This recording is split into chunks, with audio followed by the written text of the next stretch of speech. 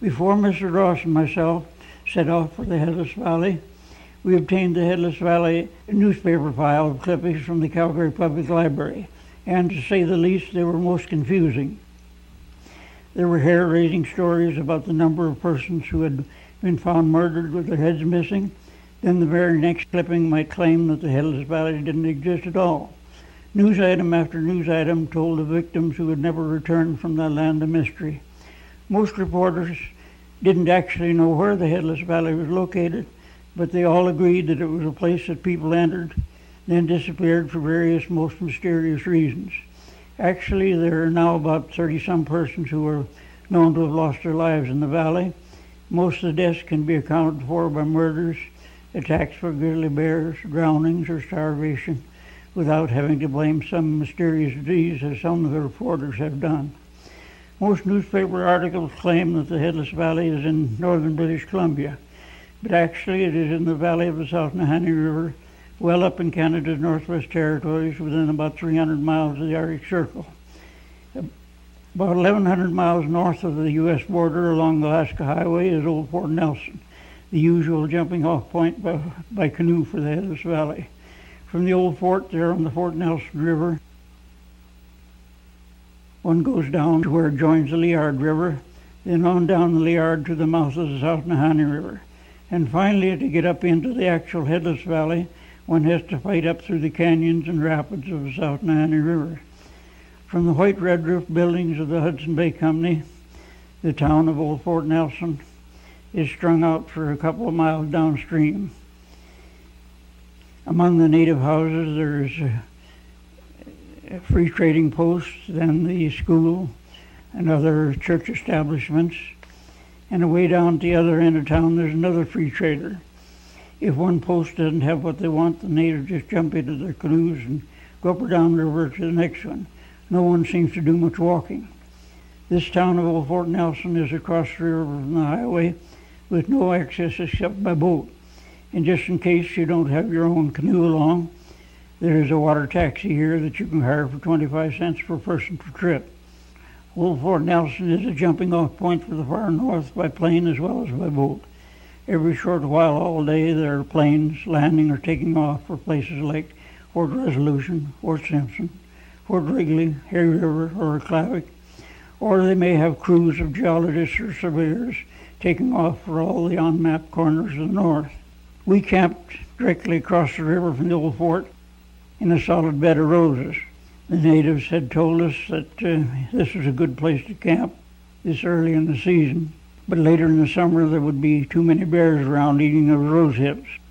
Well, we weren't bothered by any bears, but the natives were holding a gambling party up directly across the river, so between tom-toms pounding, natives chanting, and outboard motors roaring, several hundred dogs howling, it certainly wasn't a night of rest for us.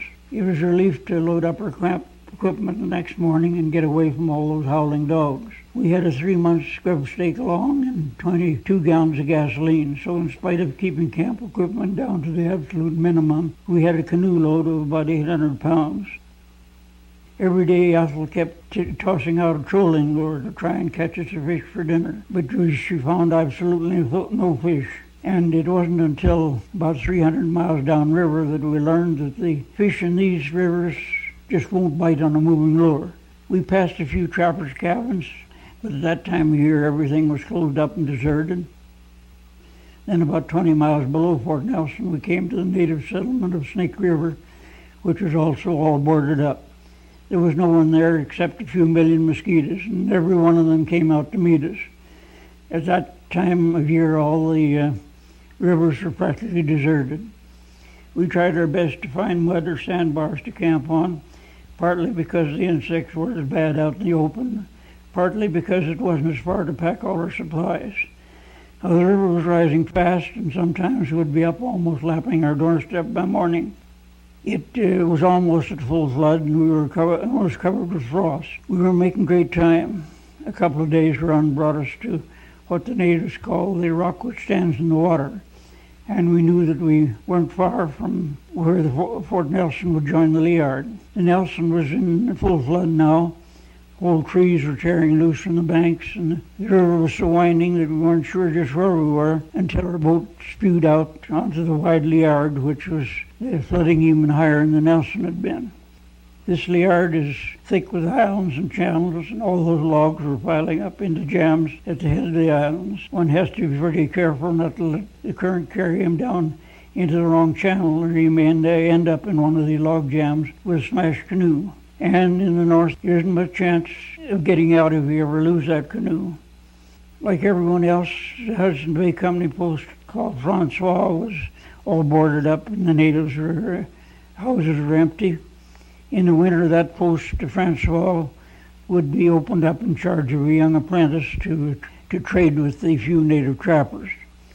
But no matter how deserted the country is, there is no excuse for being lonely. There are millions and millions of mosquitoes doing their best to get acquainted with you. They have a welcome committee out to meet you as soon as you get within about 20 feet of shore. They were all just one great big friendly family. In fact, when we did get ashore there, we found that they all seemed to want to become blood brothers. Out on the water, there was always enough breeze to keep the mosquitoes away and to keep one cool in spite of a midsummer temperature of around 100 degrees. But the moment you go ashore, you just have to get a smudge going until you can slap up a tent and get in behind the mosquito netting. Some 210 miles below Fort Nelson, we pulled into Fort Liard about 10 o'clock in the morning of the 1st of July, which happened to be a Sunday. Well, like most of the northern posts, Fort Liard had 3 representatives of civilization. There was the Hudson Bay Post, the RCMP constable, the French missionary, and represented, they might say, trio of law, God, and mammon. Well, this was Sunday, and we were almost decided that we were alone on the rivers with the mosquitoes when the Hudson Bay Company manager and the RCMP constable came down to the shore. They told us that the natives were holding a dance that night, so we unloaded our canoe onto the police barge and prepared to stay over a day. The RCMP keep a launch and a barge there at Fort Liard for river patrols and a couple of dog teams for winter patrols. The dog teams are tied up in the back of the police compound where we camp, and Willie McLeod, a special constable, is feeding the 2 teams. Now, it was Willie's 2 uncles who disappeared into that Nahanni country in 1905 and were supposed to have been found without their heads to start the Headless Valley legend. Willie's oldest daughter was looking after the family while his wife was away. My wife Ethel was looking after the youngest McLeod, or probably vice versa. Willie told us about his uncles being found in the Headless Valley.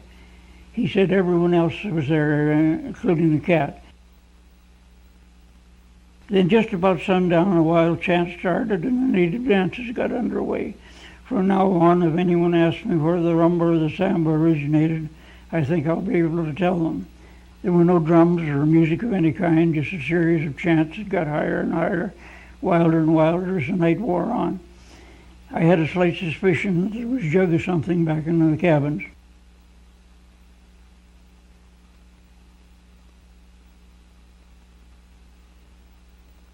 A big black cloud came over the sun finally, but the dances kept right on until the smallest hour of the morning. They just went around and around and around.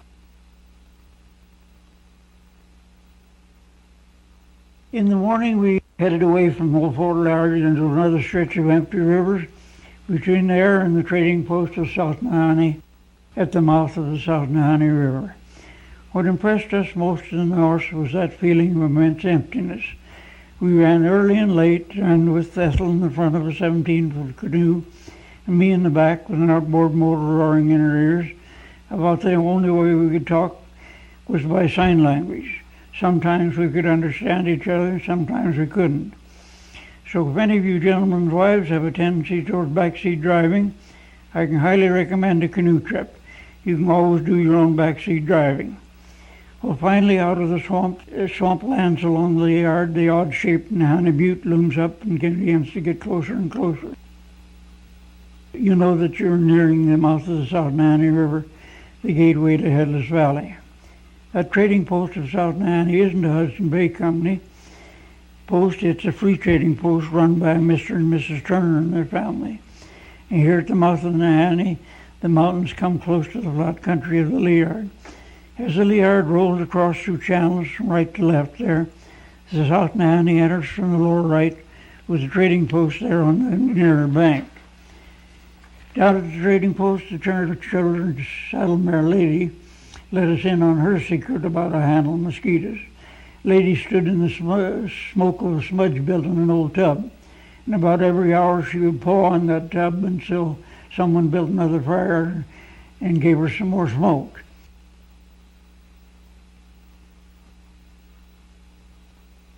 Then between her sessions at the smoke tub, Lady, along with the two Turner children, Ralph and Martha, usually managed to move around fast enough to keep ahead of at least some of the mosquitoes. Ordinarily, there are only 9 native hunters like these and their families who trade there at that South Nahanni post. The natives of this part of the north are fast disappearing. But that summer, the Dominion government and the Texaco Oil Company each had a crew of geologists in the area.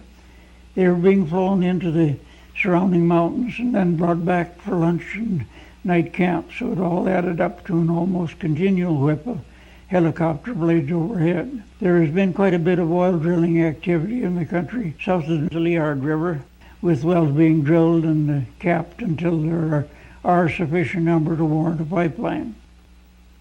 Now these crews were being flown out into the mountain north of the river, where they could go down into the canyons and check the depths of the formation. To add to all that activity, the Texaco Company had Charlie Jensen's riverboat from Fort Nelson servicing their crew of geologists. They were hauling in supplies and gasoline for the helicopters and also acting as a floating cookhouse. All the table scraps were thrown off into the water to keep from attracting any bears, but they ended up attracting all the fish for miles around. The fishing was so good that these boys just couldn't even find time to shave, not even the cook.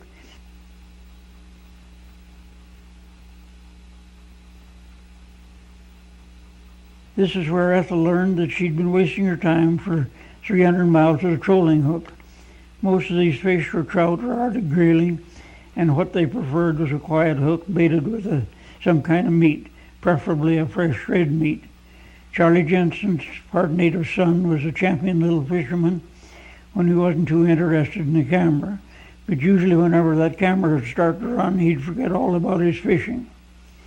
We found the Arctic grayling about the best flavored fish that we had ever tasted. The local people called them bluefish, and you could always recognize them by the high back fin and the shimmering blue color when they were first caught. Amidst all that boat and helicopter traffic, there arrived by canoe one of the really grand old men of the north. Albert Paley, in the back of the canoe there, had at that time spent more than 30 years trapping and prospecting along the South Nahanni River, and he undoubtedly knew more about the canyons and rapids of the Headless Valley than any other person. Before he left on another prospecting trip to the upper river, he gave us some tips on how to hit the rapids, and it was information that we certainly appreciated later on. Now he will drop the Nahanni game warden and the warden's son off at their home across the river and set off into the canyons alone. Before we also started up the Nahanni, we climbed to the top of the Nahanni Butte to take a look at the country we were going into. The butte is on about 4,000 feet in elevation, and with the river considerably lower than 1,000 feet, it gives one quite a view of the entire South Nahanni River Valley. So we climbed to the point of the butte, looked out across the winding S-curves of the first 8 miles of river, which were quiet water, then on up across the miles of the splits and into the midst of the Nahanni where we intended going. The splits of the Nahanni are a roaring mass of water split off by islands into channels and side channels without number, and all with a terrific fall. Being a glacial river, the South Nahanni carries down tremendous loads of rock. These pile up in a channel until the river shifts and cuts itself out a new channel. Well, the river was rising and all these channels were roaring like mad. We were using a 7.5 horsepower motor on a little canoe, which had been recommended only for a 3 horsepower motor. But sometimes that current would carry us back even at full power until we could find a spot with a little less current. They had told us in South Nahanni that a boat with less than a 10 horsepower motor had never managed to get up the Nahanni. We had refilled our containers with 22 gallons of gasoline there at the trading post, but it was running through at a terrific rate, and there were 165 miles left between us and the falls, which we had been told would get worse and worse the farther we went. It began to look as if we wouldn't even manage to get into Nahanni Valley unless we could conserve on our gasoline some way. So we began looking around for tracking beaches. Now, there aren't many beaches along the Nahanni where you can track your canoe. Most places there are too many log jams jutting out, or the brush is too thick to push through. But if you do find a place where you can track your canoe, one can sometimes make better time than he could with a motor against that current. A couple of times we made a mistake in all that mass of islands and got into a side channel. Whenever that happened, we would have some easy going for a ways, and where we could trot right along. But then there was always a fight to get out through a log jam at the head of the island, back out into the main kernel again. The current at the head of these islands was always terrific. It was too shallow and full of logs to use your motor, so one just has to manhandle his canoe through the best way he can.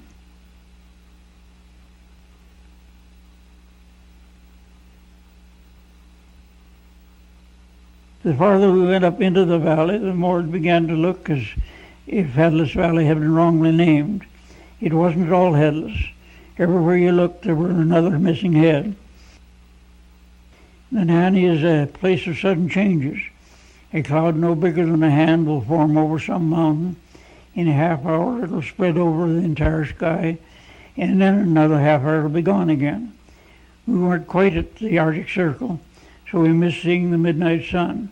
This happened to be just 25 minutes to midnight.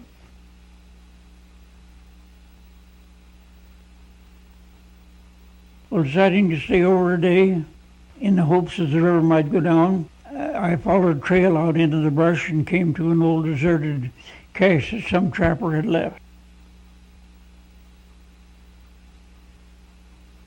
And then on the way back to camp, I saw where some curious cat had been looking over my tracks.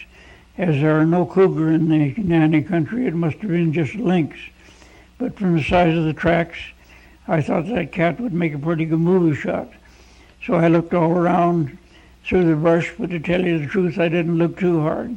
The more I thought about the size of the tracks, the more my hair started to stand on end, and I decided it would be a pretty good time to go back to camp, and while my hair was still standing on end, it might be just as well to get a haircut. Now, after a few days of camping on those sandars, everything gets filled with sand. Once that happens, the sand just seeps into everything. The clippers got dull, the scissors got dull, and my razor got dull, and I began to envy those geologists with the long beards. In a couple of days, the river had dropped about a foot, so we started on up through the splits, and every foot of it was a fight. The current was so swift that we would sometimes have to line up 2 trees on shore to see if we were moving at all. Most boats which get up the Nahanni manage it by clamping on 2 10-horsepower motors. From South Nahanni to the falls, you were climbing a hill of water almost 1,000 feet high.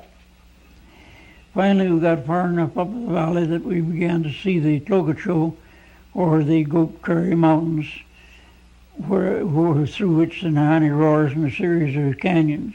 We began to see where all that water was coming from.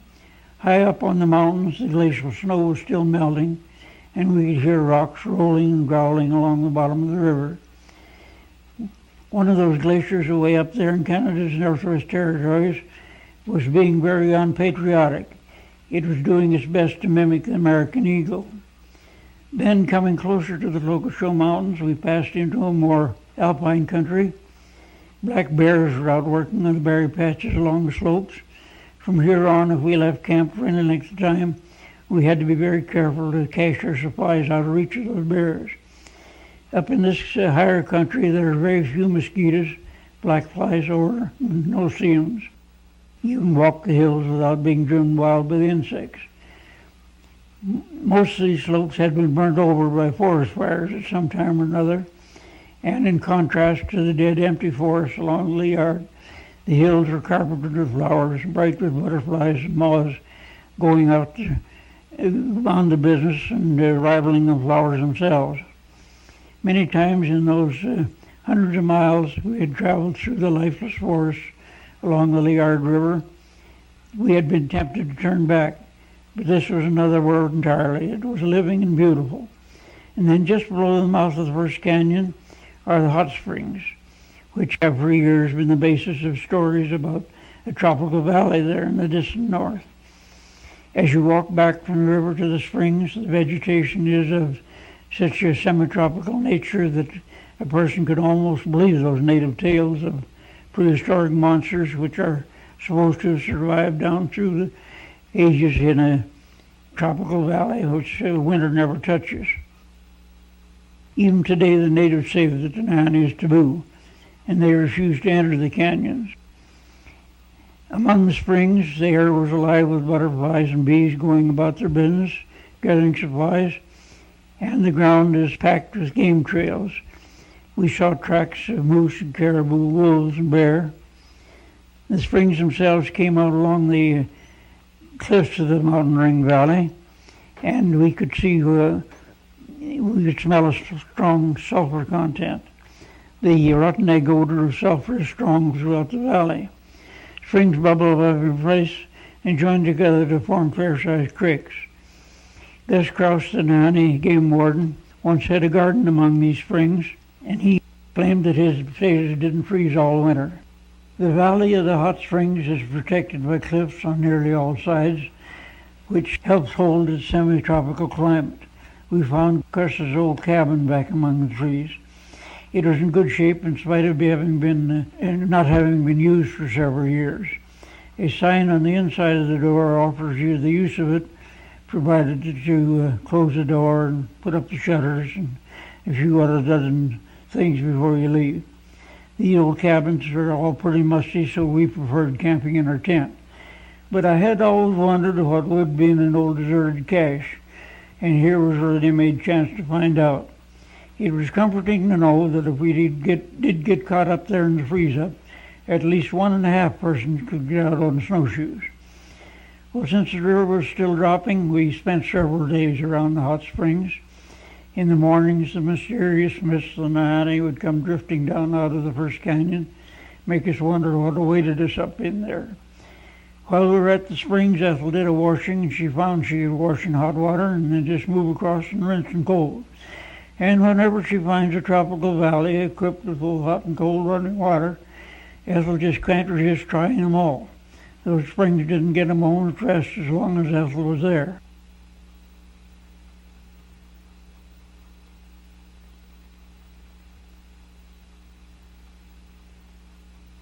Finally, she dug a package of yeast buns out of one of the pack sacks and set some yeast buns to rise on that overworked spring.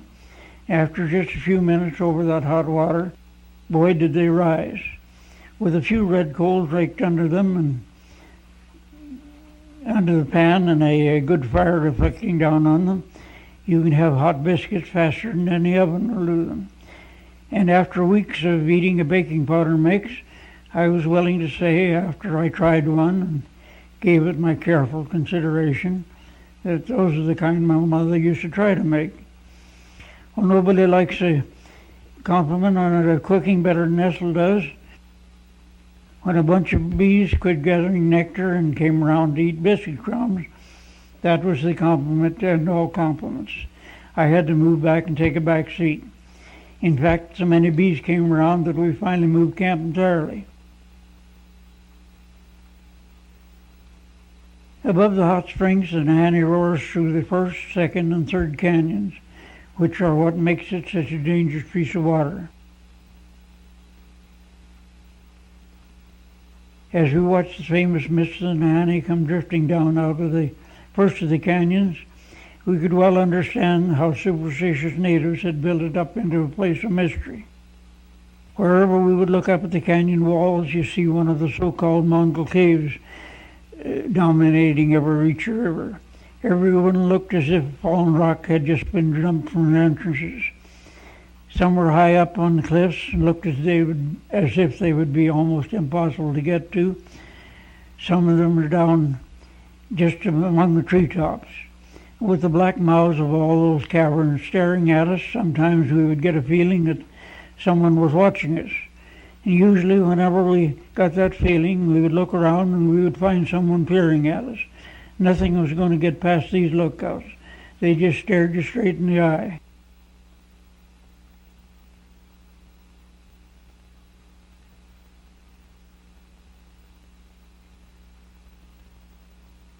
Before entering into the rapids of the canyons, we took a slight precaution by inflating our rubber mattresses and tying them down into the top of the load. If our canoe swamped, we thought that the rubber mattresses would probably float us out. Your only chance of survival in these canyons is to stay with your canoe and load, so we tied the load down thoroughly and we determined to stay with that canoe at any cost. Now, the walls of the first canyon go up sheer for thousands of feet, and there are few places with any beaches at the foot of the cliffs. One former explorer, the Nahanni, had claimed that these canyons are deeper than the Grand Canyon. While this has proved to be not quite correct, they are still very sizable canyons, especially when one considers their sheer drop and their very narrow width at the top. Quantities of tremendous boulders have fallen off the canyon walls, and many of them were sticking up just below the surface where we couldn't see them. The Simpson Sears Company had helped us select their solidest canoe in their stock, and we began to appreciate that steel-alloyed aluminum canoe as we bounced off those boulders. Ethel was testing bottom all the way now and kept motioning me over into deeper water. And if that deep water was too rough to get into, sometimes we would hit bottom with the propeller and break a shear pin.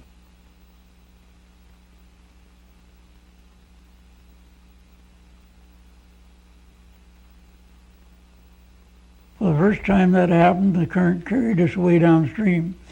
But after that, whenever possible, we would jump in and drag when a pin broke and try to conserve on the gasoline. We broke a shear pin on Lafferty's Ripple and had to jump into the glacial water and get up through the ripple and around the next bend of the canyon. Whenever we would turn another corner of the canyon, there would be more of those Mongol caves looking down at us. The natives used to tell stories about huge hairy men with red eyes who were supposed to inhabit these canyons and carry off any lone hunters or the squaws they happened to see. It was an odd sensation to be way up there alone with all the mouths of all those caverns hanging overhead. It gives you a feeling that someone just might be watching you. So we made camp on a little beach and decided to go see just what was in all those caverns. To save weight, I had brought along just a pickhead to use for climbing and getting out some rock specimens. And as soon as I made a quick handle for it, we were ready to go. There are dozens and dozens of these so-called Mongol caves. Some are in the main canyon, but many of them are way back inside canyons. I spent quite a few days poking around back among those canyons. Most of the caves were way up on ledges and pretty hard to get to. We had to be extremely careful because any injury like a broken leg away up there in that country wouldn't leave one much of a chance of getting out. Some of the caverns were only 20 or 30 feet deep and one could see clear to the back by daylight. In others, we had to use a light to get back to the end. And then there were some that were so deep that we didn't ever manage to reach the end of the cage. These caverns aren't at all safe. They're in a very shattered formation, and the floors are all covered with large blocks of rock, which have fallen off the roofs very recently.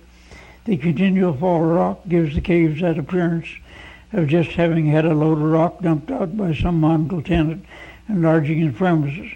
At least we hoped it was just the rock fall that made them look that way. Well, way back in one cavern, we found a blackened spot on the floor, which looked like the embers of an old fire. And what what appeared to be some sort of drawings on the wall. So after brushing away the dust from the drawings we got wood and built up a fire to try and get enough light to photograph by. But even with the firelight supplementing my lamp, I had to take these shots of the drawings at single frame time exposures. We began to think that perhaps the natives had some basis of those tales they used to tell about the big hairy men with the red eyes. The cave entrances all had piles of tremendous boulders. The bottom rocks of these piles would be all mossy and covered with dirt and dust. And then the top ones were always freshly broken and chipped. Some of them with even a layer of dust on them. Some of the caves were so low that you had to crawl in on your hands and knees, but others you had rooms that would almost hold a two-story building. Another of the caverns we explored had a high vaulted entrance which led in a long wide passage going straight back into the mountain. And way back at the end of that passage we found a opening through which we could just manage to crawl into a regular maze of passages at a higher level. We had 300 feet of nylon rope with us. We tied one end there at the opening and went back into the various corridors and rooms. In one of those rooms we found another blackened spot on the floor and some more of those odd sketches. We paid our 300 feet of nylon rope in several directions, but it never did get us to the end of the passages. We felt we would be foolish to try to go in any deeper without better equipment, and believe me, it felt good to be back out into the fresh air and sunlight again. As we went on up through the first canyon, we found that it wasn't all rapids by any means. Above every reach of water there would be a stretch of calmer water where you could catch your breath in before you had to hit the next rapid. We were finding a lovely unspoiled vacation land. Back when furs used to be more valuable, there had been trappers along Nahanni, huge overtrap lines, and some of the trappers murdered for the furs. Now the very few people ever indeed go into these canyons. We came to a place where a crystal clear stream burst right out of the mountainside and formed probably one of the shortest rivers in North America. It ran only a few yards before it joined the Nahanni. Now I had been told that just below these clear streams the fishing would be terrific. So I got out my fishing equipment and set out to show Ethel just how to catch fish for dinner. Well, the first couple of casts I made, no luck at all. So I tied on a larger hook and I began to get results immediately. As you can see, there's lots of fish though left up there in those stream. Every time we left camp for any length of time, there was a job of caching our pack sacks which held our 2 months' food supplies. The sandbars were covered with bear tracks and we didn't see many of them, but we often heard one grunting or scrambling through the brush. And up in that country, we didn't dare take any chance of losing our having our camp raided and losing our supplies. Your first mistake can be your last in these canyons. Only the year before, a young fellow had to walk partway in, expecting to live off the country. But his food ran out, and he made a raft and tried to get out, but his raft broke up in rapids, and his body was found a couple of months later way down on the Liard River. Often we would climb way up on some ridge and use a 40-power telescope to look at the surrounding country where we were going into and watch the game going about their everyday lives. Ethel seemed to be just having a little bit of trouble holding that telescope steady. I don't know why that was. I certainly had no trouble like that.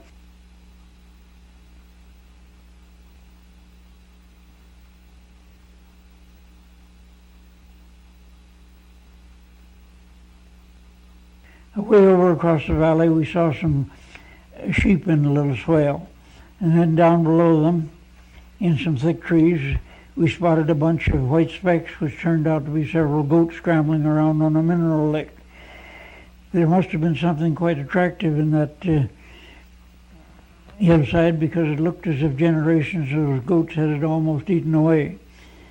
This time of year, most of the game spent the heat of the day lying hidden in the thickest of brush. One very seldom got a chance to see them, although we often heard moose or bear scrambling through the brush. Later in the fall, when the leaves had dropped, the game would be a lot more visible up there. The first canyon was about 15 miles long, and as we fought up through the rapids and got closer to Dead Man's Valley, we began to see some of the missing heads. Some of them were quite everyday sort of heads, but there were others that I would have sworn were Mongols. I had a desire to climb up and trim the whiskers on this guy's nose, but I didn't have the time, and I didn't like his looks anyway. So if he's still there waiting if anyone else would like that job. With all those heads hanging over our heads, and one of the famous winds of the Nahanni whistling and moaning through the crags above, we could easily understand how the natives had developed their taboos about these canyons. When one of those winds funnels down through the canyon, there is the howling and laughing and shrieking like a million devils. Every crack and crevice of the canyon wall gives out some sort of a weird sound. The whole Nahanni Valley has become known as Headless Valley, but the actual Dead Man's Valley lies between the first and second canyons, and at its lower end, most effectively locking it away from the outside world, is that rapid known as George's Riffle. Before you enter Dead Man, as they familiarly call the valley in the north, you have to find a key which will unlock George's Riffle. We had been told in South Nahanni that even if we got through the splits and the first canyon, we could never get through George's Riffle in a canoe. In fact, we had heard so much about George's Riffle that we'd made our own private joke. It was something about letting George take care of himself. We were going to the falls. But believe me, your jokes about George can fall pretty flat when you stand there on shore and listen to his deep-throated roar and watch the 3-foot waves churning from cliff to cliff. We didn't like the looks of George, we didn't like the sound of George. In fact, we didn't like anything at all about George, so we decided to go around him. Our canoe was getting pounded against the rocks so badly in the waves that I got in a hurry there and almost got a dunking. The only place for a portage was over a bunch of huge boulders. We decided it was too late in the evening to make that portage, so we looked around for a place to camp.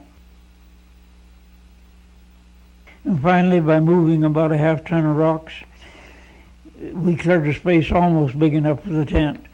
But before morning, we found that even air mattresses weren't too good for that kind of a campsite.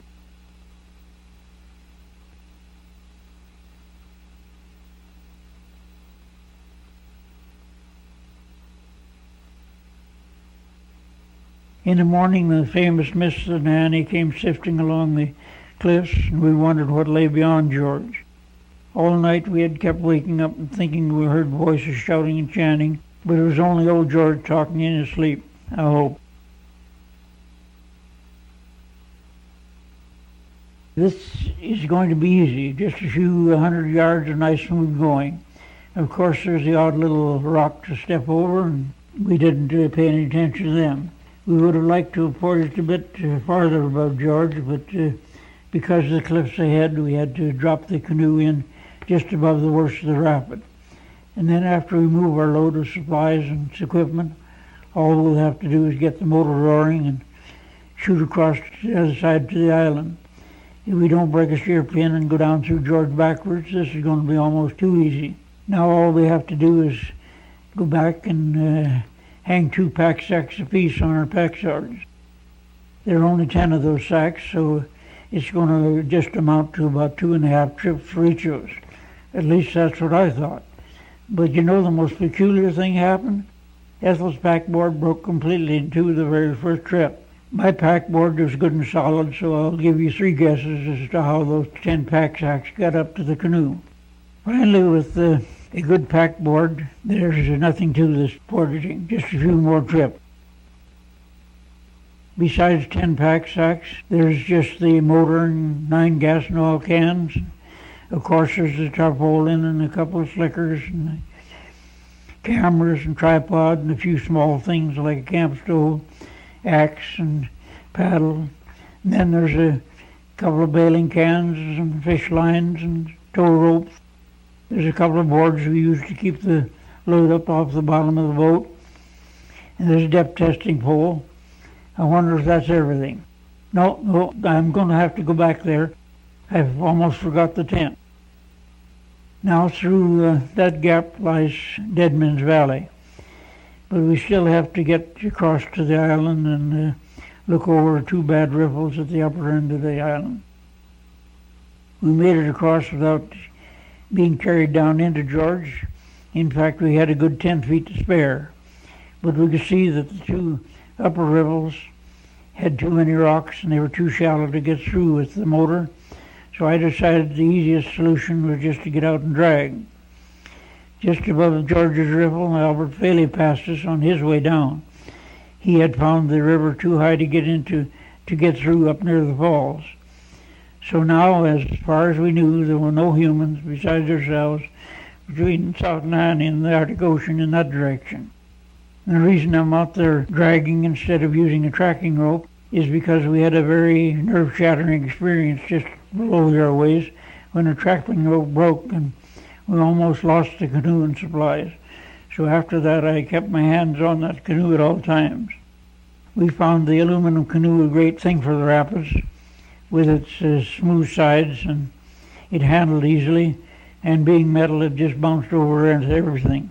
Finally, we had beaten Old George. The gate to the Deadman's Valley stood unlocked. We climbed to the top of a little pointed butte and looked out across the mountain ring valley where the 2 McLeod brothers' bodies were found in 1908. Their camp was in thick timber over across the valley, near where the Nahanni roars down out of the second canyon. For us, this peaceful-looking valley was a milestone. It's the halfway mark between South Nahanni and the falls. As we turned and looked back, we could only faintly hear George's River roaring at the mouth of the canyon behind that island. George's River would have to be tackled again to get back to civilization, but for now we forgot all about him. Next morning the mist hung all along the valley. Our camp was on a little sandbar island, so we took a chance on no bears finding our campsite and left our dinner cooking while we crossed to Patterson Point, where R.M. Patterson, the author of the book Dangerous River, had spent the winter of 1927, 30 years ago.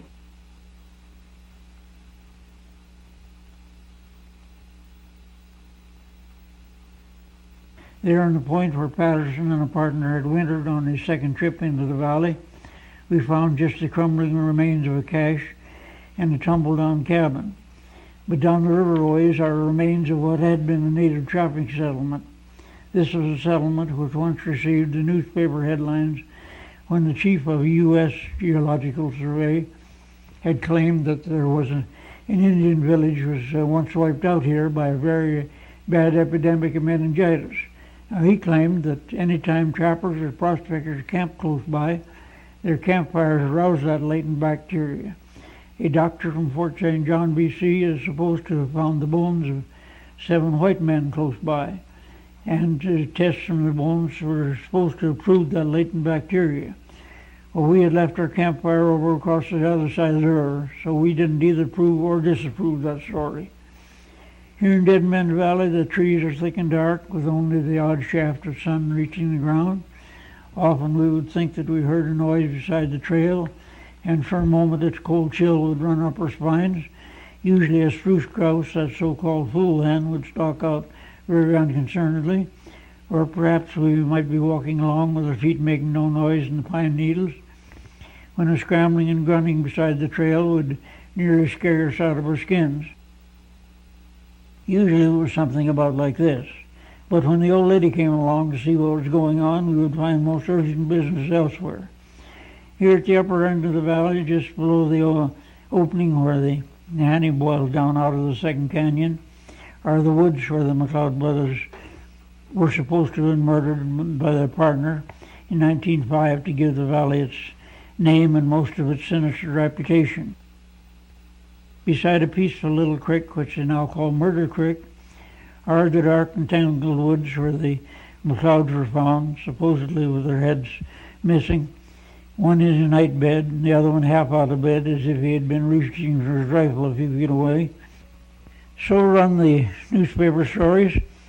But to add to that mystery, Willie McLeod at Fort Liard had told us that his uncles were buried with their heads and that they had no partner. The trees were eerie enough that we could believe almost anything. Several streams had entered the Nahanni Valley, with the result that the river was a bit shallower, has a lot worse rapids in the second canyon. Ethel was testing bottom steadily now, and we were hitting bottom, breaking one sheer pin right after another. Much of this water was too swift to jump into, so whenever a pin broke, it was just grab your paddle and head for shore.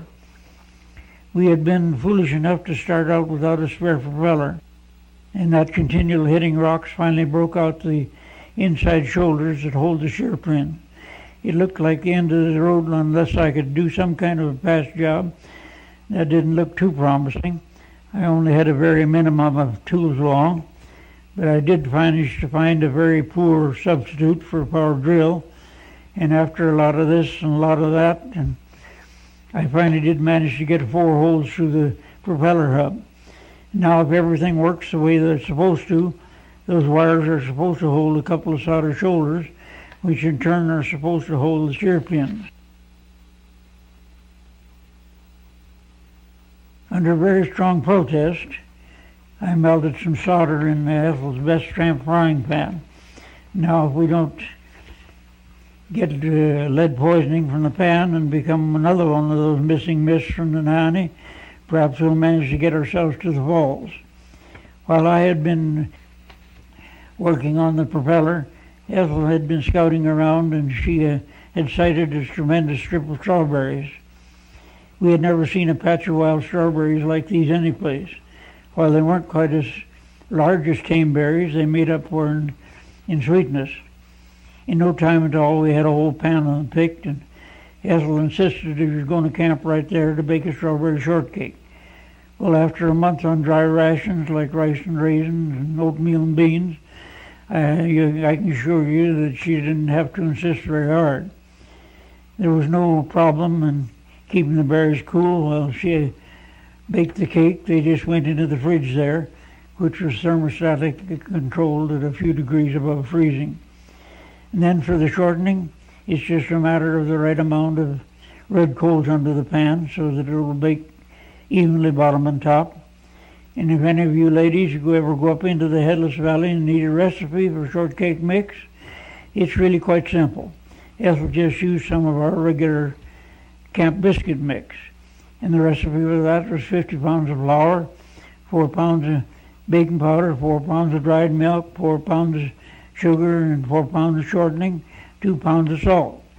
And just a little more shortening and a little more sugar, and presto, you have shortcake mix. Your campfire will do the job of baking in only half the time an oven will, so you can get yourselves all set for a strawberry shortcake. Now, I've eaten cakes before and I've eaten shortcakes before, but this is the first time that I ever had shortcake which was definitely not short of strawberries.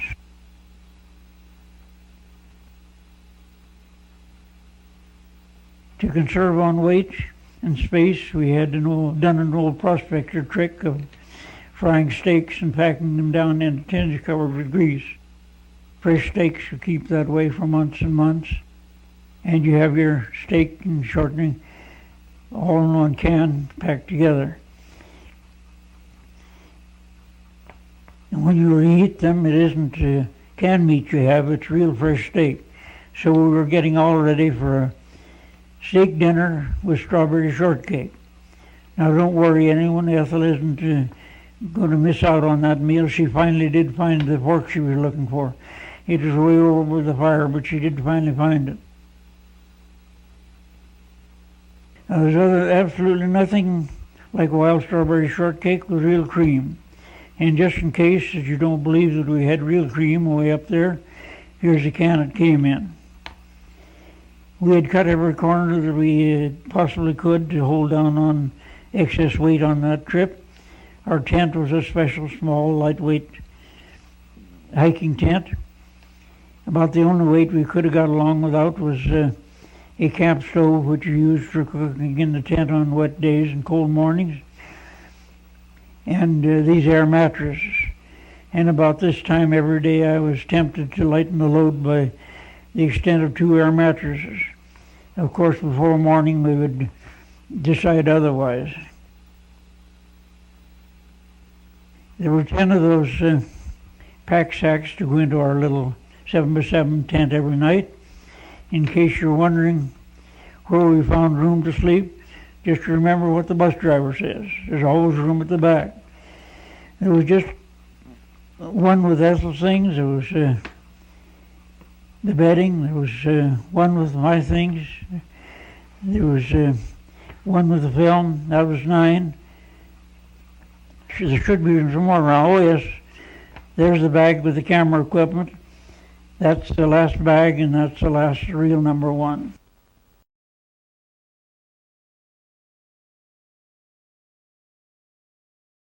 Now, in case anyone has been wondering who was doing the filming while we were up there in the Headless Valley all alone, we had a slight assist from this alarm clock and a length of fish line. We would wind the clock up and set it a few minutes ahead, and then when the alarm went off, we knew we were on camera. Just across the river from where we had been camped at the strawberry patch, a glacier came right down to the bottom of the canyon, here on the shady side of the river where the sun only hit for a few minutes each day. Somehow I got into a snowball fight, but frankly I don't like snowball fights, so I retired as gracefully as I could, and we went back to the sunny side of the canyon where we had seen a lovely warm-looking pool.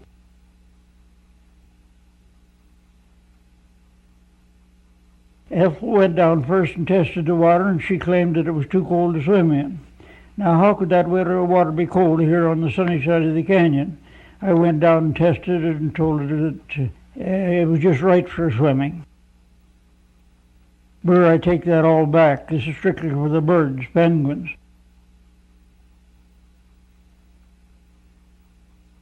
While I warmed up in the sun, Ethel finally waded in, so I thought that I must have been mistaken.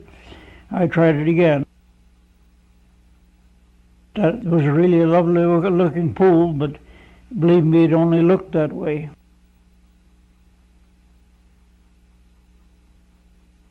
In case that anyone has any doubts that this water was cold, I thought I'd better bring back some proof. This was the sunny side of the canyon all right, but up in the trees we found another glacier running ice water down into that nice warm looking pool. But once I got my heart set on a nice warm dip, I wasn't going to let anything like a couple of glaciers interfere with things. That aluminum canoe was just as smooth inside as it was outside, and it would hold water in as good as it held it out. Of course, the running water could have been installed a little bit closer to the tub, but you can't have everything.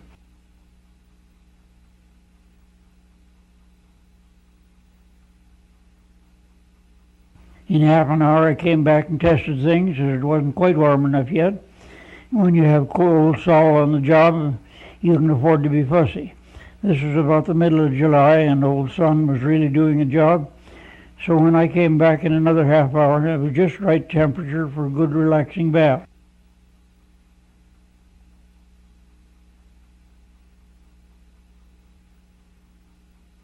Boy, that's the life. Hot bath way up here in the Headless Valley with no one within about 100 miles.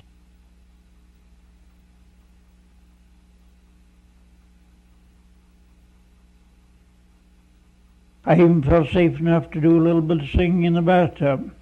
Singing in the bathtub, shouting for joy. But no matter where you are, there's always a killjoy. Have a heart. In some ways, the Headless Valley is a condensed travelogue of the entire world. Much of it is like the Grand Canyon. Parts of it resemble the Painted Canyon in California. Others are more like Bryce Canyon in Utah. It has falls like the Zambezi River in Africa. In places it has forests like the Amazon. Albert Bailey had compared it to his former home in northern Minnesota, and it is all these things in all those places, yet it is still Nahanni, the Headless Valley, which is like no place else on earth. Albert Bailey had gone back down the river, but once in a while we would come across one of his recent camps. We could always recognize them by the thickness of the mattress he made, and they were the only recent signs that anyone had ever passed this way before us. The rapids were progressively getting worse now.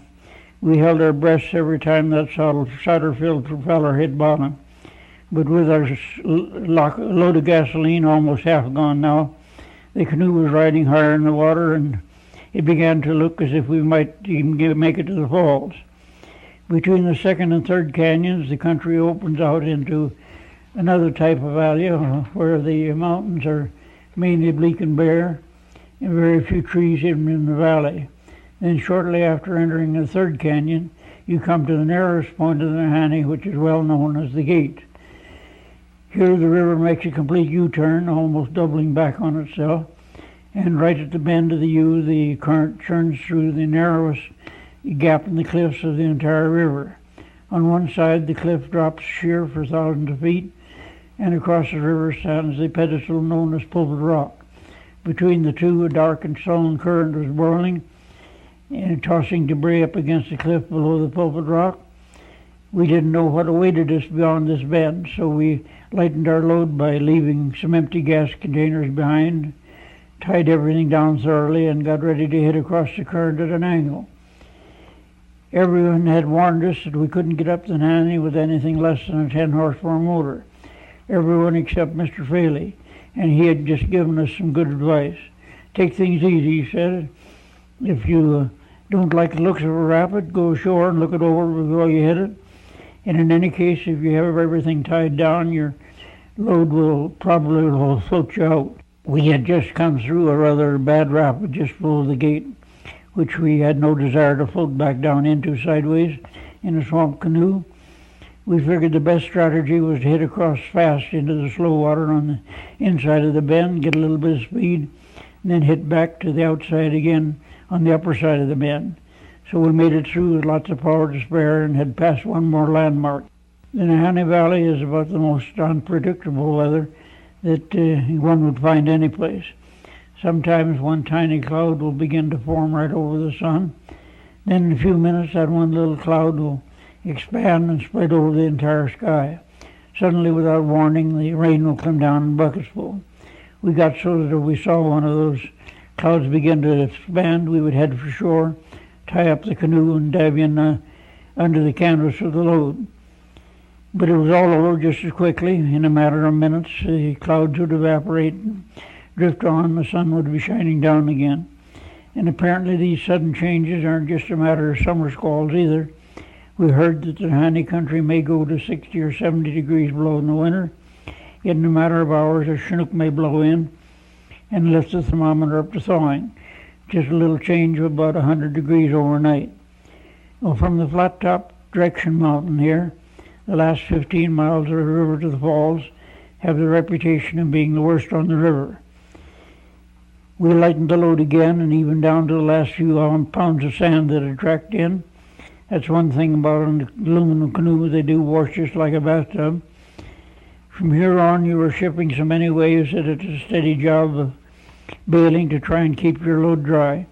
You hit a roller, split it, like you got off lucky, and then the old rapid will take a quick heave and land the rest of the wave right in your lap.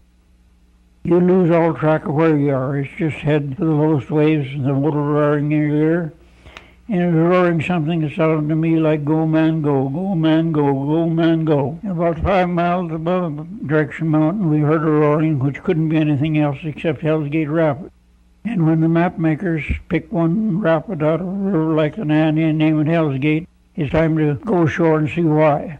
Here at Hell's Gate, the river makes a right angle turn, but the rapid shoots straight across and splits on the cliff and forms two enormous whirlpools.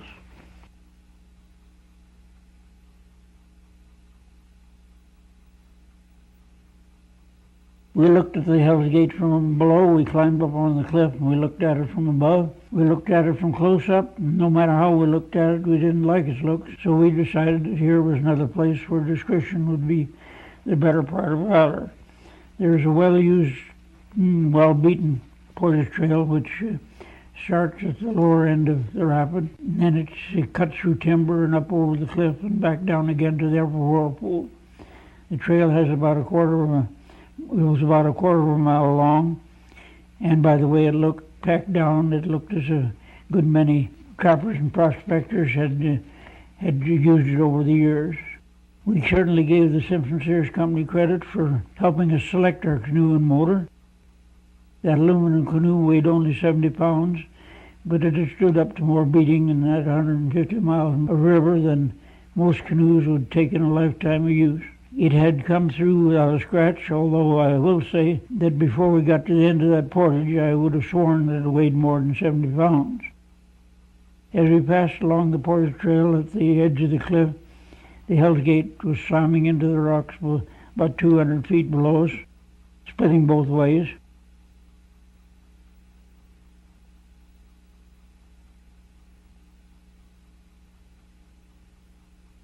The trail winds through thick timber to the whirlpool at the upper end of the rapid. We finally ended up by dragging the canoe down through the thick brush to the water at the upper end of the portage.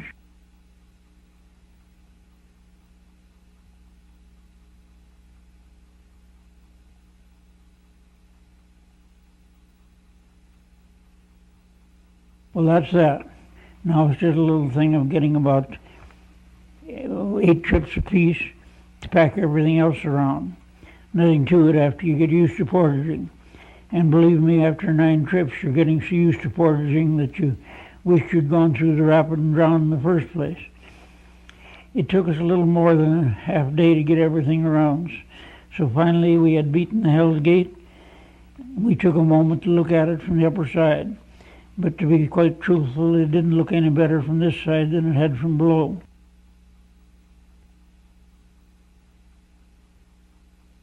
Again we set off, and now there were only 10 miles of the worst water in the river separating us from the falls.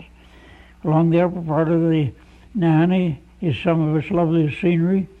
It is so extremely inaccessible that very few people have ever seen this country. Here are whole mountains which look as if some giant hand had squeezed and twisted them out of all proportion. Everywhere the upheaval and the erosion have left a mixture of the weird and the beautiful. Some of the slopes are of a softer sandstone. Where that is the case, they often eroded into a series of weird hoodoos. You could almost imagine that a company of hooded monks was marching up some of these slopes. Again, we found more proof that the Headless Valley is far from being headless. We lay claim to being the only travelers who ever brought back some of those missing heads. We found in Nahanni a wonderful unspoiled vacation land with scenery which would make it a tourist mecca if it wasn't so inaccessible. Besides the unparalleled scenery, it has a summer climate of perpetual springtime.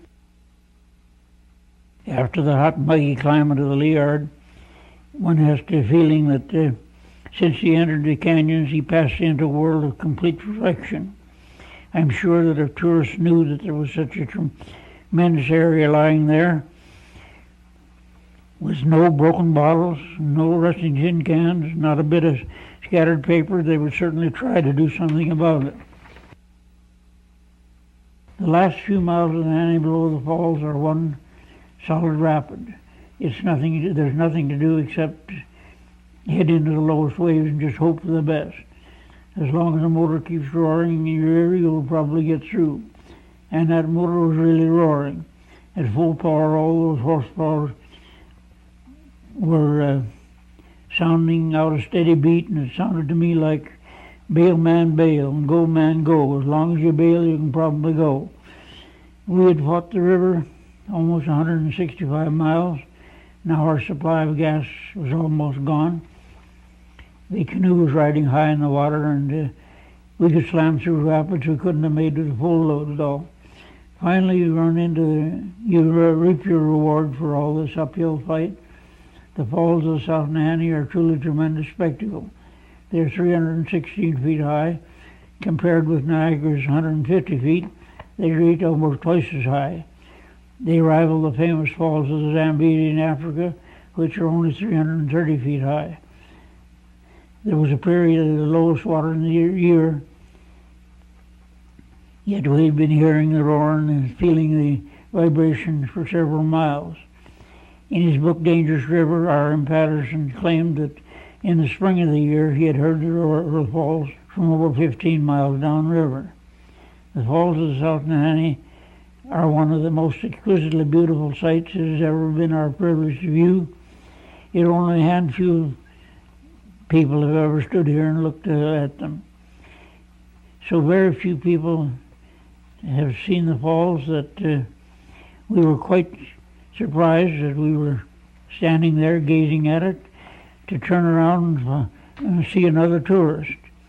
Just standing around admiring the view was one lone fellow who had managed to find his way clear up there into the Northwest Territories. We came to the conclusion that he was probably come to see the falls and had lost his way in all those canyons. Oh, we had about 3 weeks before we were due back in South Nahanni. We had left word that we would be back by a certain date, so we decided to take a couple of weeks' supplies and go look the country over above the falls. We left all our other supplies well cached and set off up the old portage trail with just a couple of light backpacks. The first part of the portage trail goes up pretty steep, and as we topped the ridge and looked down the valley, we knew in that direction the closest settlement was South Nahanni, 165 miles away. Then swinging away to the north trail, we climbed up to get a closer look at the falls. We knew that in this direction the next habitation would probably be a Klavik up on the Arctic Ocean, about 600 miles. One can swing a bit to the right and hit toward Wrigley in about a couple of 100 miles. It wasn't a crowded country up there at all. The water roaring over the falls makes such a noise that we could hardly hear ourselves heard by shouting. And then above the brink there is a rapid split off into roaring chutes by huge fingers of rock. To get a canoe into navigable water above the falls takes about a mile of portage to get around all this. We had heard of a lovely country lying above the falls, unmapped and practically unexplored. We didn't want to do all that portaging, so our intention was to hike on above the falls a ways and then strike off away from the river and see what some of that country was like. After following the valley for some considerable distance above the falls, we struck out into dense timber. We were heading on a compass course toward a certain odd-shaped mountain range which we had seen far in the northwest. Early August is the nicest time in the north. We hadn't seen a mosquito since leaving the hot springs. These were wonderful lazy fall days, and the nights were warm. There was a tang of spruce and pine in the air, and just a tiny haze of smoke from some far distant forest fire. And then again I dropped down across valleys choked with underbrush and deadfalls. We weren't going any place in particular, and we weren't in any hurry, so we traveled as much or as little as we liked each day. Each day we made camp just where the afternoon found us. We carried no tent. Whenever we decided to camp, it only took a few minutes to throw together a prospector's brush shelter. I would trim all the lower branches off some tree and nick it a few times and bend it over to form a lean-to shelter. Then when I finished trimming out all the underneath branches and thatching the whole thing, we always found it quite snug and warm for the night. We were traveling as light as possible. I just had a belt axe and a compass and a coil of light nylon rope, our 2 weeks' supplies. Ethel just had a pack sack with a couple of air mattresses and a couple of blankets. We preferred the air mattresses to a spruce bough bed because we could camp any place comfortably, even on rock pile. And if it did turn cold, we could make a bough bed and use the mattresses for top blankets. For supplies, we just had the old prospector standbys of flapjack mix, rice and raisins, rolled oats, and so forth.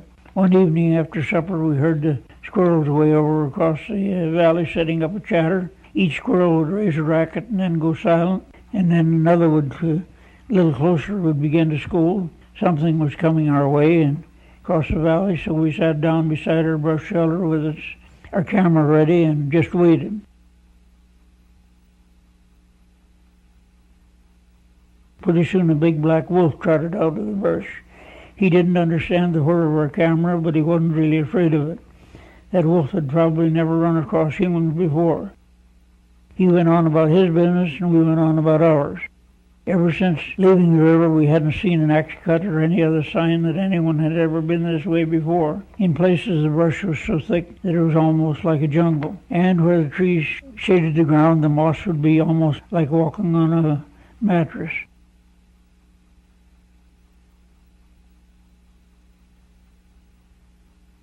There were dozens and dozens of fast little mountain streams to cross. If at all possible, we tried to keep from wading them. We could still remember the temperature of that swimming pool. Well, one day followed another, and we still hadn't reached the range of mountains we had been heading for. Over a third of our supplies were gone now, and still the lure of the unknown kept calling us on up over the next hill.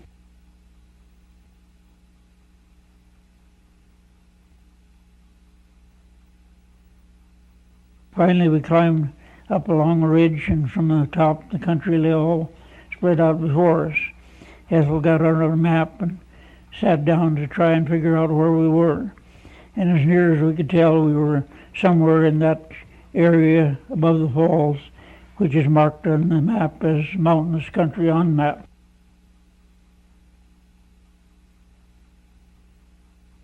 It was time that we turned back.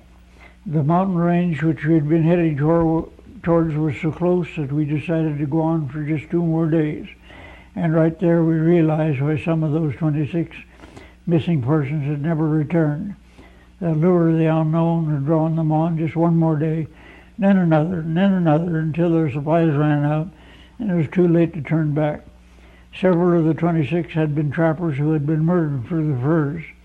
2 of the victims were found with twisted guns beside them. They were probably killed by grizzly bears.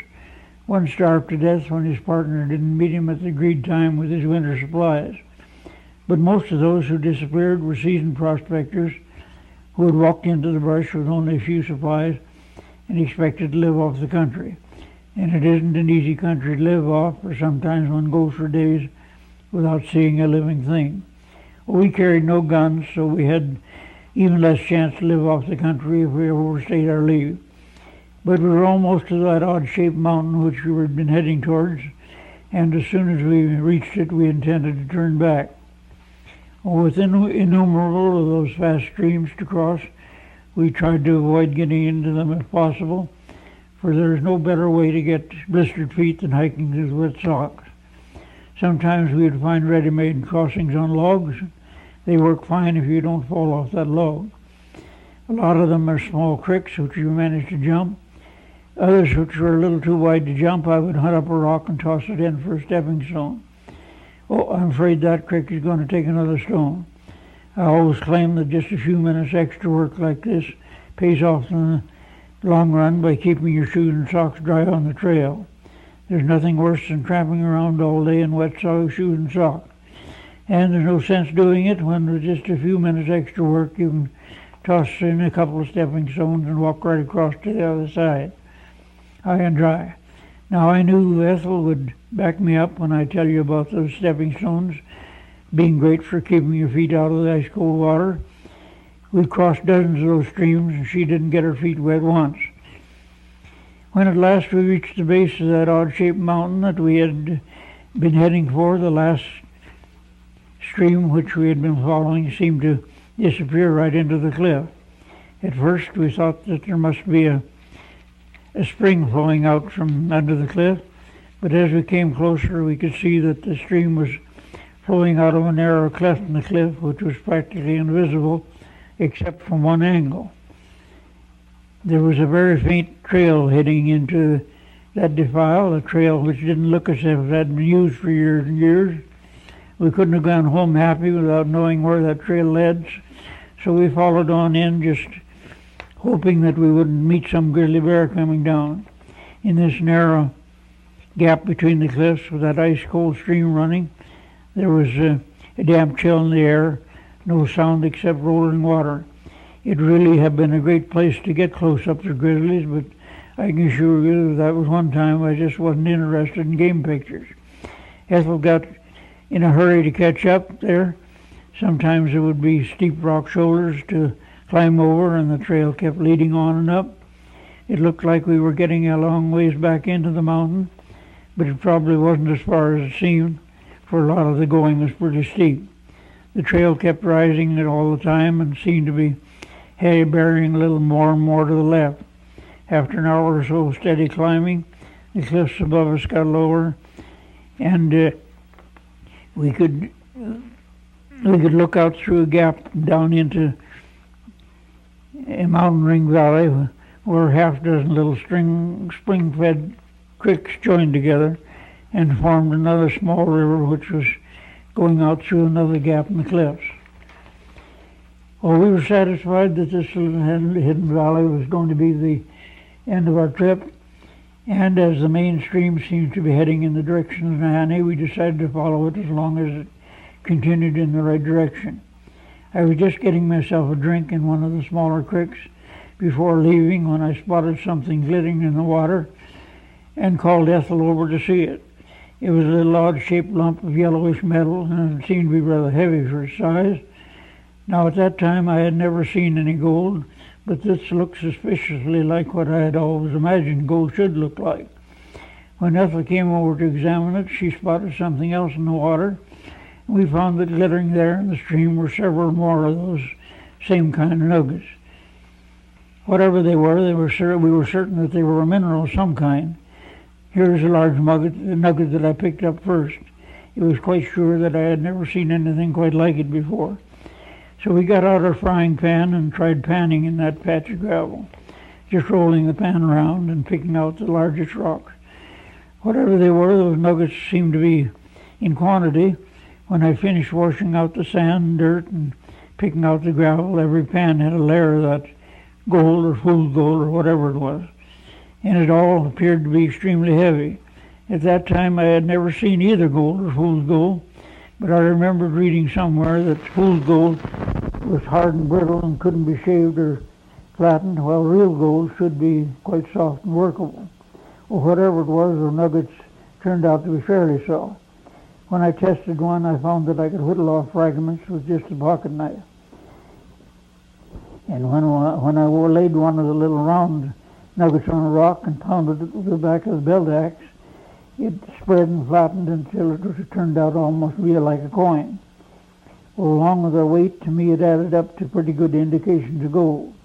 In fact, I was convinced enough that I set to work panning all that I thought I could carry out of there. We debated on whether to show these sequences or not, but we felt that you would enjoy seeing them and that it wouldn't be fair not to show our entire trip. However, just one word of warning, when I finally decided to show these scenes, I camouflaged the location of this little hidden valley so that I'm quite sure that nobody is going to locate it from my directions. I have often heard the old joke, something about keeping your savings in your sock. Well, I don't as a rule subscribe to that practice, but this wasn't a matter of choice. My socks were the only containers I had along. In fact, those were the only socks I had along. So some of the nuggets were considerable size. They were all terrifically heavy. I began to think that this was going to be a mighty long pack back to the falls, and the joke would really be on me if it turned out that this was only fool's gold. However, I couldn't resist filling my containers right up to the top.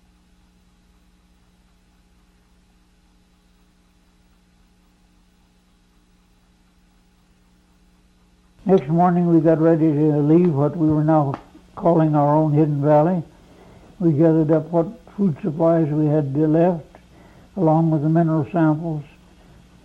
It made it a lot heavier to pack than I had started out with. Following the main stream out of the valley, we were almost through a gap in the range when the cliff on our side of the little stream barred our way. It looked as if we would be almost past the cliffs if we could just get across to the other side. That current was very swift and looked deep in the middle, so I tied on the line and Ethel held it while I went ahead to test the crossing. As soon as it gets knee-deep, that current begins to lift you off your feet. I was just starting into the main channel when a rolling rock hit me on the ankle and knocked me off my feet. Well, when I was lucky that Ethel had a good hold on the line, but when I managed to catch my feet again, the pack sack with our food and mineral supplies was disappeared. There was a rock rapid below, and after we had gone back a ways and climbed around the cliff, I poked into every crevice that I thought that the pack could have lodged in, but we never did see it again. And now time was really running out on us. With all our supplies gone, and at least a week's hike ahead, it looked as if we'd be a couple of mighty hungry hikers before we could manage to walk out. Well, the only way to get any place fast in the north is by water, and as we were wishing for our canoe, I got an idea that maybe I could manufacture a substitute that might get us out of there a little bit faster than paddling through the brush. This was just an experiment. I didn't know whether it would work or not, and if it didn't work, it would only lose us about 20 minutes of hiking time. But if it did work, it might save us days of pushing through the brush. So first I cut a few poles and trimmed all the branches off them. Then I laid out two of the long poles and tied the rest on into shorter lengths, tied on crossways. I blew up the air mattresses, laid them on the top, and lashed the whole contraption together as well as I could with that 300 feet of nylon rope. This wasn't going to have much eye appeal, but then you can't expect everything. All we were hoping for was something that just might get us out of there a bit faster than walking. And it began to look as if this might do the trick. Our last pack sack with just a couple of blankets in it was now lashed down in the middle, and as soon as I pushed the raft off, it rode so high in the water that we began to get the feeling that it might carry us out. This didn't look like much of a canoe, and I had an idea it wasn't going to control much like one, but I cut a couple of poles which I hoped we could control it with. Ethel got set in front, and I got ready to push off. I had an idea that whenever I jumped aboard, about all we would be able to do was give the odd push on the bottom and hope for the best. When in over 3,000 miles of previous river travel, we have shot lots of rapids by canoe, but we never got on anything before that had the delusions of being a merry-go-round. That raft shot out into the main current, but no matter what we did, it absolutely refused to go straight. We'd push on one side and we'd push on the other, but it still went right around in circles. And when we tried to get ashore that night, it refused to stop. I had to pick out a shallow spot and get soaked before we finally did get to shore. When we finally got stopped that evening, we estimated that we had covered about as much country as we could have hiked through in 3 days. And who should come stalking around but one of those silly fool hens. We hadn't worried too much about starving these days because the bushes were covered with rose hips, which are rather good emergency food. But when one contemplates a diet of rose hips, which taste about like overripe crab apples, anything as edible as a fool hen shouldn't come strutting around. I am afraid that I must admit that we finally had roast fool hen that night. Next morning we climbed on the raft again, and by now we were getting so used to it that we didn't even try to keep it head straight. Whether it was going straight ahead or sideways didn't seem to make a bit of much difference.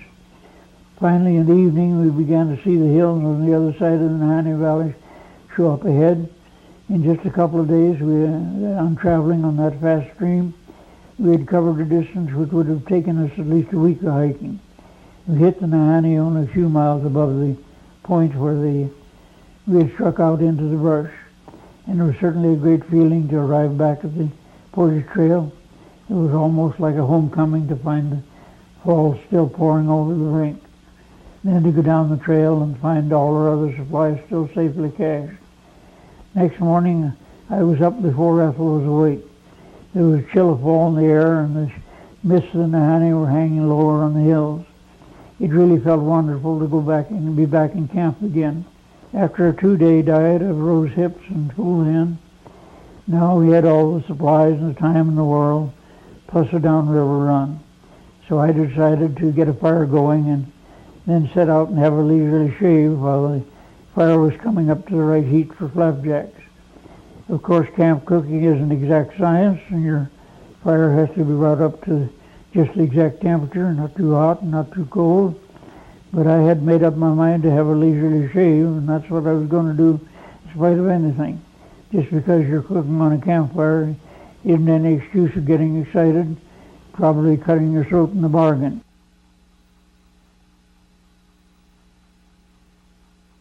Well, when you do finally get your fire up, just to that exact heat, then your pan has to be thoroughly greased.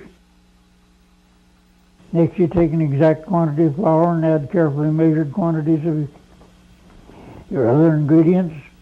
Now, just a second there. That fire's getting too hot. Now, where was I? Oh, yes. You add your other ingredients carefully measured.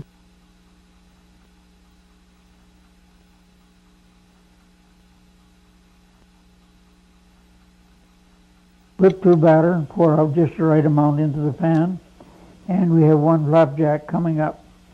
And while that one is baking, we'll take a carefully measured amount of sugar, add the right amount of water, we'll have some maple syrup.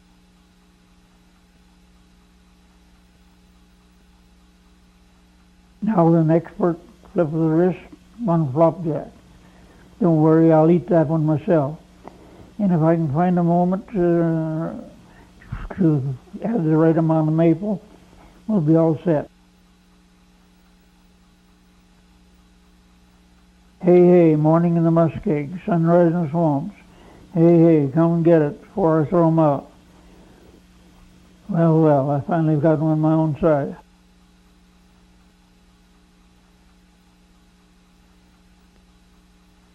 Our friend the gull was still around, but it looked like he was getting about ready to leave. And if he was lost, he better get a move on, because we were also getting ready to go out. It's one thing fighting your way up all through all those rapids, but it's quite something else tearing through them on the way downstream. Fighting upstream, you barely move against the current, and you have lots of time to pick the easiest route through the rapids. But on the way down, you just have to keep the motor at almost full power to hold control of the canoe, and the motor speed added to the speed of the current, and means that you're really traveling. There's just a moment to hit a rapid, pick the best spot through it, and then you're long gone. But in one way, the rapids aren't nearly as dangerous coming down. If you do break a sheer pin, there isn't the danger of getting carried down, back downstream, backwards, the danger of getting sideways the wave and rolling over, as you are when you're fighting upstream.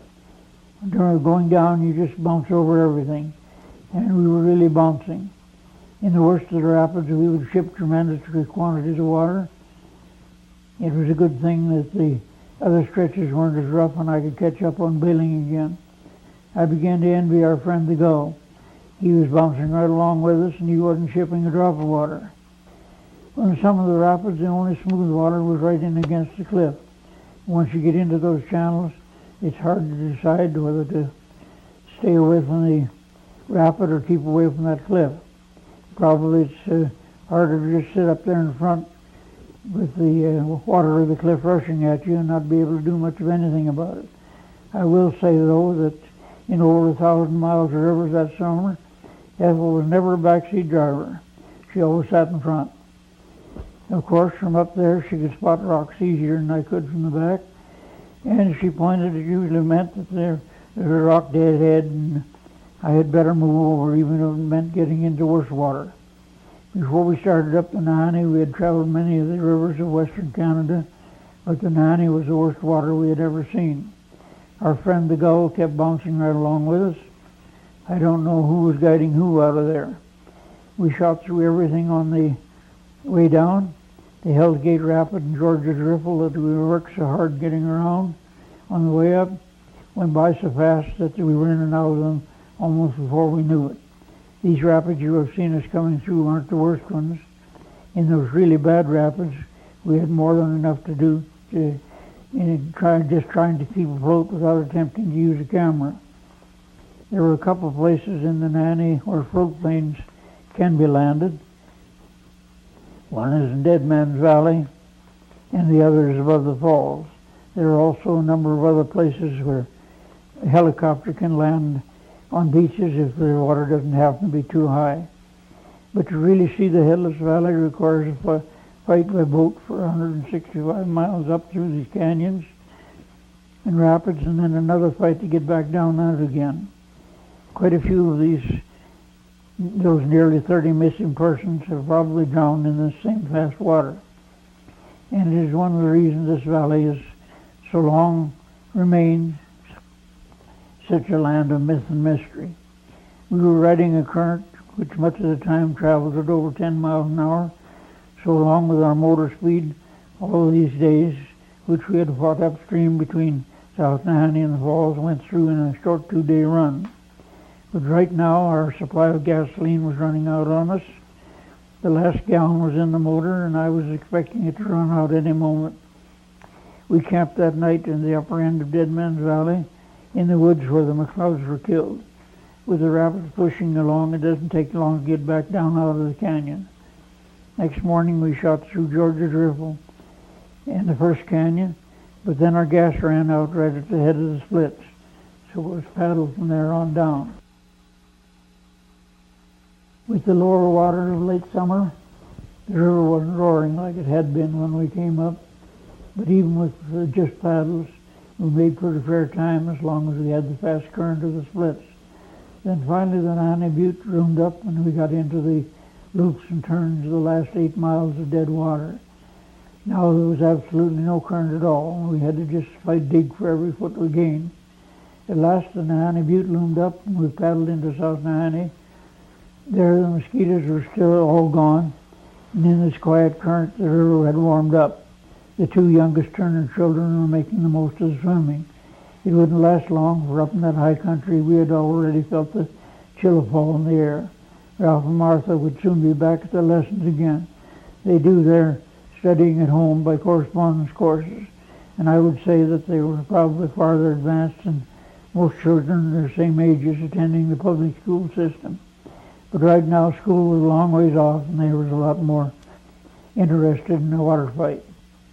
In South Nahanni the elevation is only 800 feet above sea level, and those long summer days of almost continual sunshine do wonders for the gardens and flower beds. It was just about the last of August now, and Mrs. Turner's flower beds were at the peak of their perfection. All the geologists were gone, and with them all the boat and helicopter traffic which had been around on our way up, but there was an almost continual traffic of bees trying to collect the last drop of nectar before fall closed in.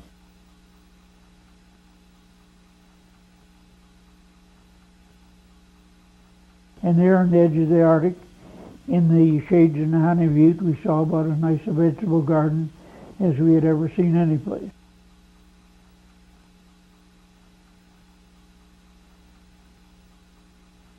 Now we still had over 300 miles of empty rivers lying between us and Old Fort Nelson, and all of it was upstream.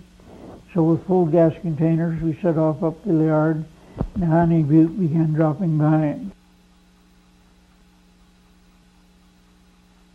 We fought ourselves back up all those rivers to civilization, but in some future day we intend to go back up those canyons through the Toga Show to the Headless Valley in the mountains fold, where the grunt of a bear can make your blood run cold, to the Valley of Fear, where the trees close in, damp as a grave and blacker than sin, then up over passes and out of the dark, till last we drop down to Woodland Park, where a trail leads in, faint and old, and lures us on to the call of gold. And although gold turns to fool's gold, as this probably will, we know of a treasure which will be there still. As our canoe dances on down some mountain stream, we are sure of a treasure in peace and contentment supreme.